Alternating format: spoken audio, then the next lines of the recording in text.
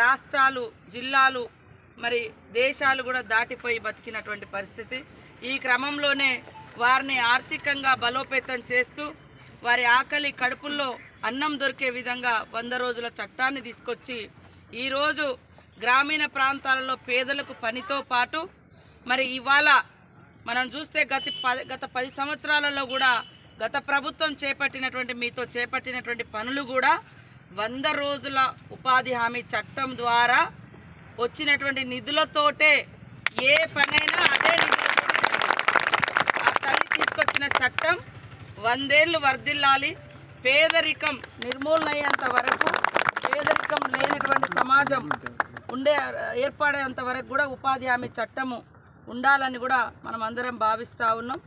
ఆ చట్టానికి మరి పూనుకున్నటువంటి తల్లి సోనియమ్మ గారు కాబట్టి వారికి ప్రత్యేక అభినందనలు, కృతజ్ఞతలు తెలియజేస్తూ ఉన్నాను.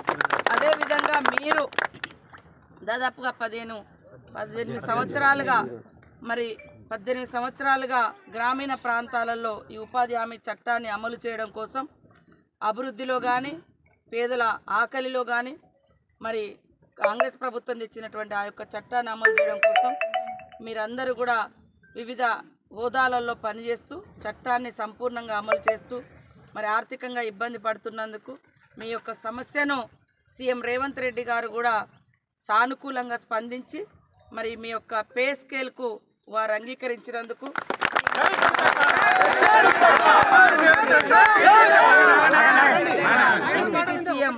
మన డిప్యూటీ సీఎం బట్టి విక్రమార్కన్న గారికి, ఓవరాల్గా ఈ రోజున్నటువంటి క్యాబినెట్ మినిస్టర్స్ అందరికీ, కాంగ్రెస్ ప్రభుత్వానికి ప్రత్యేకంగా ధన్యవాదాలు తెలియజేస్తాము.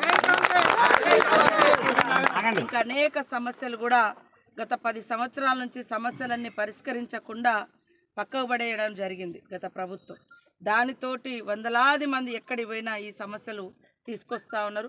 మిగతా ఉద్యోగుల సమస్యలు కూడా మీకు తెలుసు, జీతం ఇద్దామంటే కూడా అందులో రూపాయలు లేనటువంటి పరిస్థితి. ఈరోజు 5వ తారీఖు లోపు జీతం రావాలని ఆ జీతాలు వేయడానికి కూడా మేము ఎంతో తాపత్రయపడుతున్నాం, ప్రయత్నం చేస్తున్నాం. ఉద్యోగి ఆనందంగా ఉంటేనే ప్రజలందరికీ సేవ కరెక్ట్గా జరుగుతుంది, ఉద్యోగం కూడా మీరు కరెక్ట్గా చేయగలుగుతారు.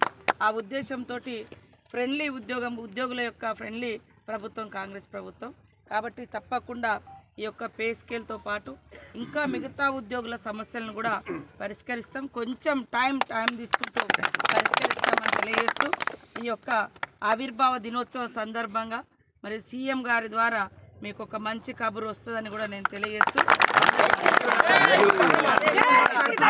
అదేవిధంగా ప్రతి ఉద్యోగి పట్టుదలగా పనిచేస్తూ అవినీతి రహితంగా, అదేవిధంగా అభివృద్ధి పదంలో పేదల యొక్క కష్టాలు తెలుసుకొని మరి నిష్పక్షపాతంగా గ్రామాలలో అభివృద్ధి కార్యక్రమాలలో మీరు భాగస్వాములై పేదల యొక్క జీవితాల్లో వెలుగు నింపే ఈ మహాత్మా గాంధీ ఉపాధి హామీ చట్టాన్ని పకడ్బందీగా అమలు చేస్తూ అదేవిధంగా గ్రామాలను అభివృద్ధి పదంలో తీసుకెళ్ళాలి. ప్రజల్ని కూడా మరి వారి యొక్క జీవన ప్రమాణాలు కూడా మెరుగుపరుస్తూ పేదరిక నిర్మూలన కోసం కూడా ఈ యొక్క ఉపాధి హామీ చట్టాన్ని పకడ్బందీగా అమలు చేయాల్సిన బాధ్యత మీ అందరి మీద ఉందని తెలియజేస్తూ మీ అందరికీ కూడా మరి ఉపాధి హామీ ఆవిర్భావ దినోత్సవ శుభాకాంక్షలను తెలియజేస్తూ తల్లి సోనియా గాంధీ గారికి, మన్మోహన్ సింగ్ గారికి పేరున వారికి ధన్యవాదాలు తెలియజేద్దాం.